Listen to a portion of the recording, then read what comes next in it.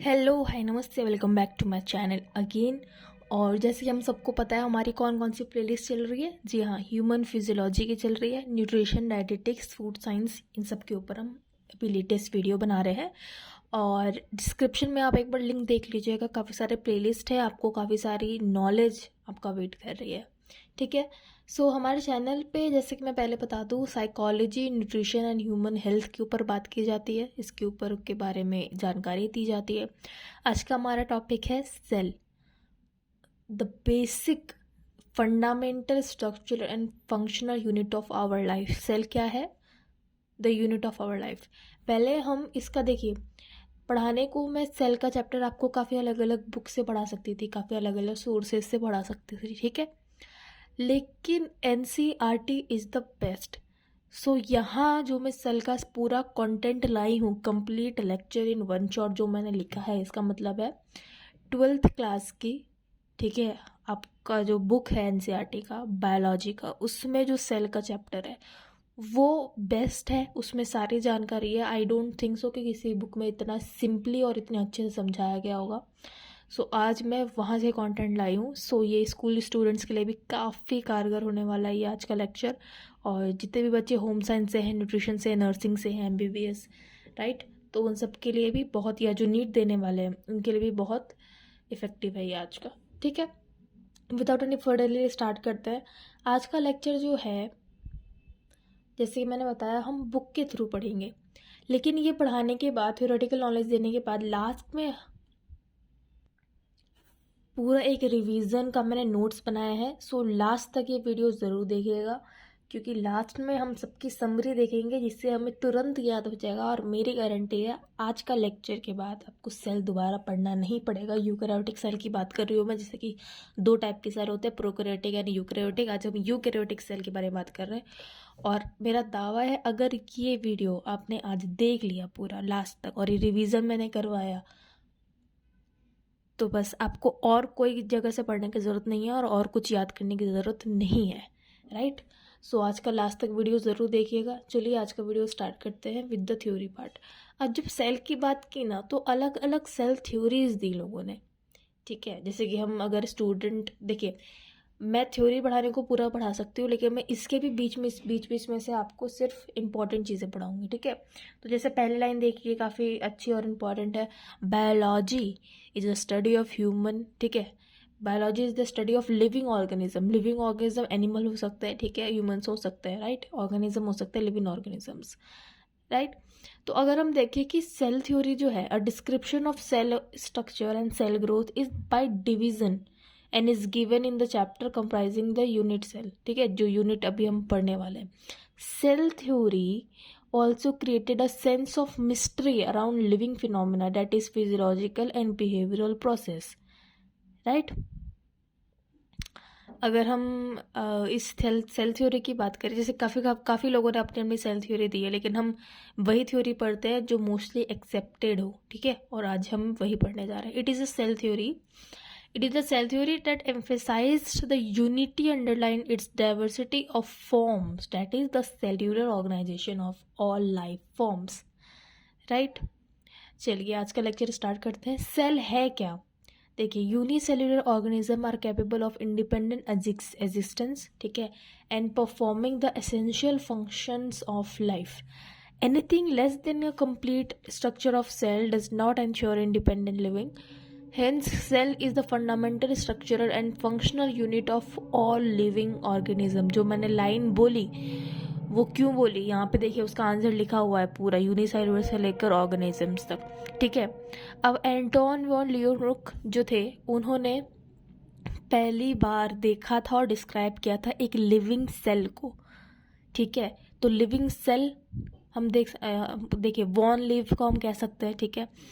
और न्यूक्लियस किसने डिस्कवर किया था? रॉबर्ट ब्राउन ने। ये छोटे छोटे इम्पॉर्टेंट ये पॉइंट्स है, फैक्ट्स हैं, जो आपके किसी भी एग्जाम में आ सकते हैं, और अगर कोई क्वेश्चन आए उसके अंदर आप ये लिख सकते हैं।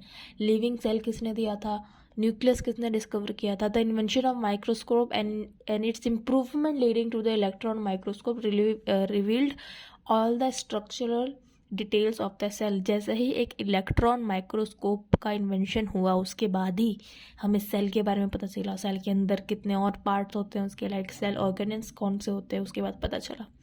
ठीक है, इन 1838 देखिए सेल थ्योरी में ऊपर, इन 1838 मैथियास स्केल्डिन जर्मन बोटानिस्ट थे ये, ठीक है, बोटानिस्ट थे, examine a large number of plants and observe that all the plants are composed of the different kind of cells which form the tissue of the plant।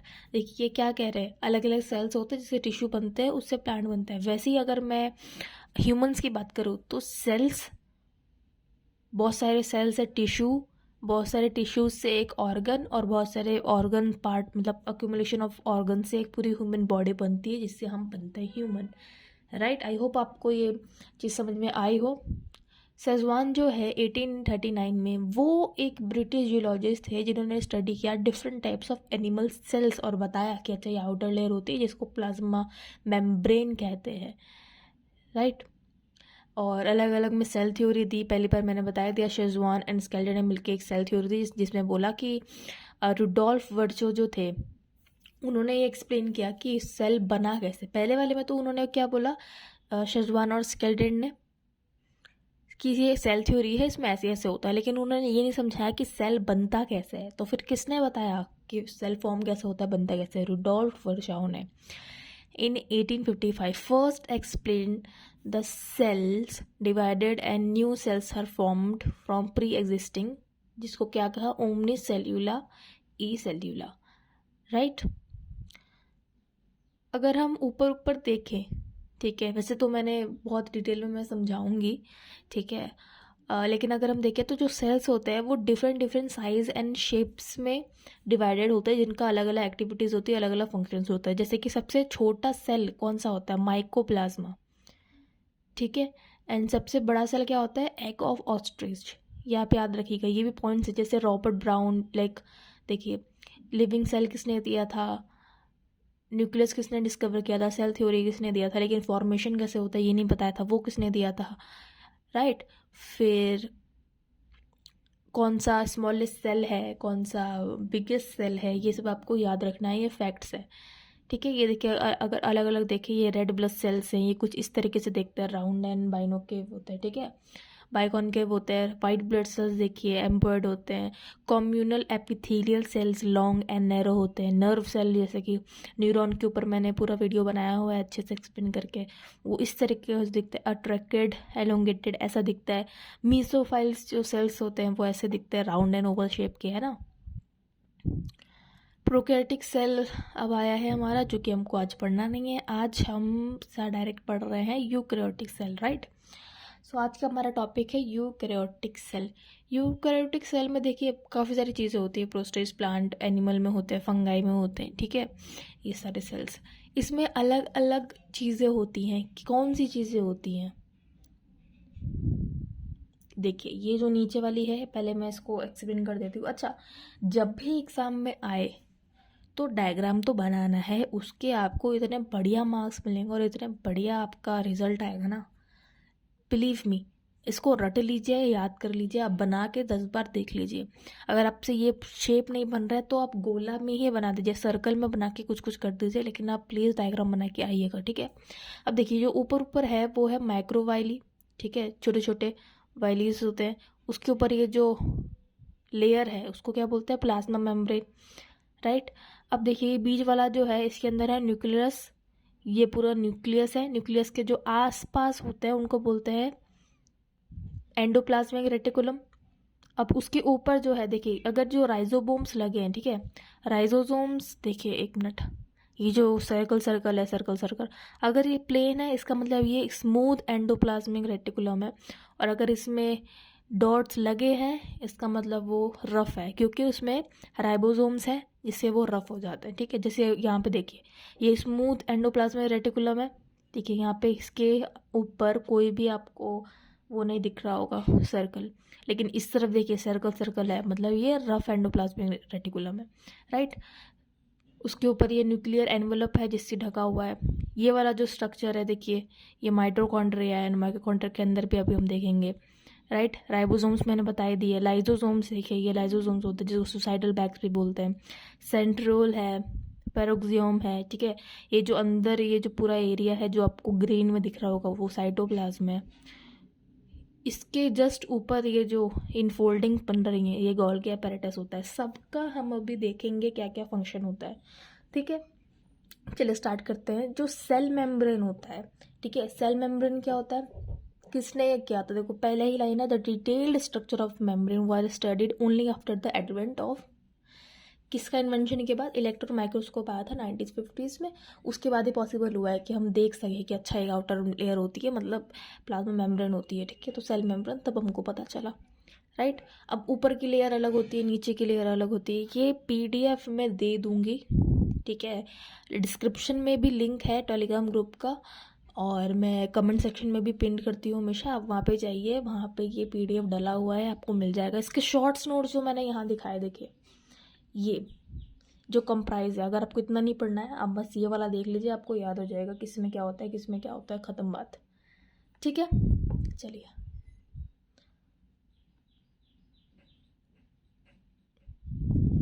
फिर है, देखिए अगर हम इस पर ट्रांसपोर्ट की बात करें, अभी हम सेल मेम्ब्रेन में ही हैं, ठीक है। अगर हम ट्रांसपोर्ट की बात करें तो मैनी मॉलिक्यूल्स, यहाँ से देखिए, many molecules can move briefly across the membrane without any requirement of energy and is called passive transport. देखिए जो मेम्ब्रेन होती है वो सेलेक्टिवली परमिएबल होती है, ठीक है। मतलब चीज़ें आ सकती है जा सकती हैं, पूरी नहीं लेकिन कुछ कुछ आ सकती है, तभी लिखा है पार्शियली कह सकते हैं, और सेलेक्टिवली परमिएबल होती है। विदाउट अगर एनर्जी के कोई जो सब्सटेंस है वो अगर पास कर रहा है, क्रॉस कर रहा है, तो उसको हम क्या बोलते हैं, पैसिव ट्रांसपोर्ट, राइट। अगर वो किसी एनर्जी को करके like high to high concentration to low concentration flow कर रहा है, कुछ न्यूट्रॉन सॉल्यूट्स हैं, ठीक है, by the process of simple diffusion, ठीक है, उसको हम क्या बोलते हैं, ऑस्मोसिस। और जिसमें एनर्जी लग रही है, ठीक है, लाइक Na और K पंप, मतलब सोडियम और पोटेशियम, जब जब जो पंप है उसका जो ट्रांसपोर्टेशन होता है, ठीक है, वो कैसे होता है, एनर्जी के थ्रू होता है, क्योंकि वो लो टू हाई कंसंट्रेशन जाना होता है, ठीक है। हो अगर लो टू हाई कंसंट्रेशन जाना है तो उसमें एनर्जी रिक्वायर्ड होती है, कौन सी एनर्जी, ATP, और उसको क्या बोलते हैं, एक्टिव ट्रांसपोर्ट। तो ये आई होप ये तीनों आपको समझ में आया हो। पैसिव ट्रांसपोर्ट, एनर्जी रिक्वायरमेंट नहीं होती है। सेकेंड ऑस्मोसिस, जिसमें हाई टू लो जाना होता है बाय सिंपल डिफ्यूजन ऑस्मोसिस, ठीक है। एंड ये लो टू हाई होता है, इसमें एनर्जी की रिक्वायरमेंट होती है, तो ATP के फॉर्म में ये जो ट्रांसपोर्ट होता है उसको बोलते हैं हम एक्टिव ट्रांसपोर्ट, ठीक है। सेल मेम्ब्रेन हो गया। सेल वॉल की बात करें तो ये एक नॉन लिविंग थिंग होती है, ठीक है, नॉन लिविंग रिजिड स्ट्रक्चर होता है, जो आउटर लेयर होता है और जो शेप भी प्रोवाइड करता है और प्रोटेक्ट करता है कि बाहर का कोई भी मैक्रो मॉलिक्यूल्स या कुछ भी डैमेज ना हो, इन्फेक्शन ना हो, राइट। अब एंडो मेम्ब्रेन सिस्टम की बात करें तो उसमें दो चीज़ें आती है, जिसकी मैंने आपको बताया, smooth endoplasmic reticulum and rough, RER SER।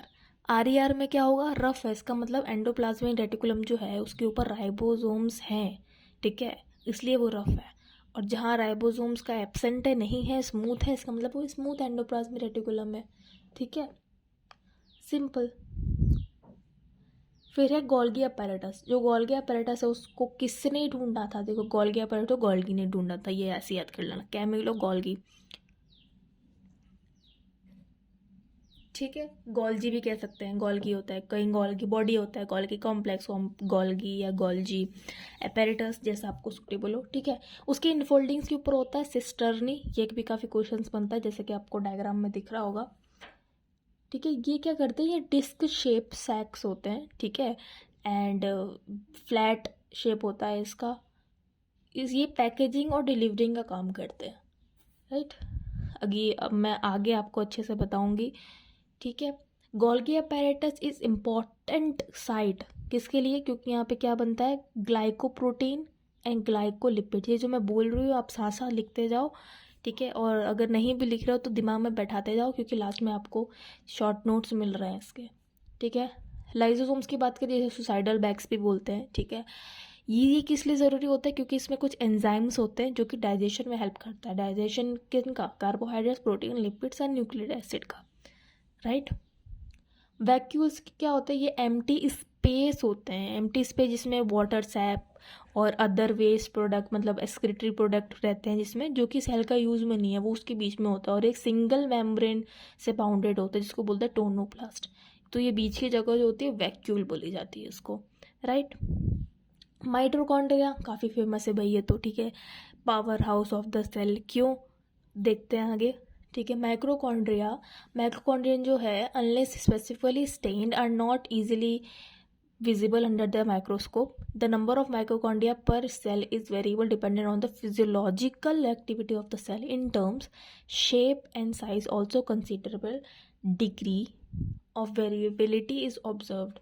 ये सॉसेज शेप्ड होते हैं, सिलेंड्रिकल शेप होता है, जिसके बीच में देखिए सिस्टा होता है, ये इनर मेम्ब्रेन स्पेस होता है, अंदर वाला जो ये जो पदार्थ है, जो चीज़ें हैं, उसको क्या बोलते हैं, मैट्रिक्स, फिर इनर मेम्ब्रेन होता है, फिर एक आउटर मेम्ब्रेन होता है, राइट।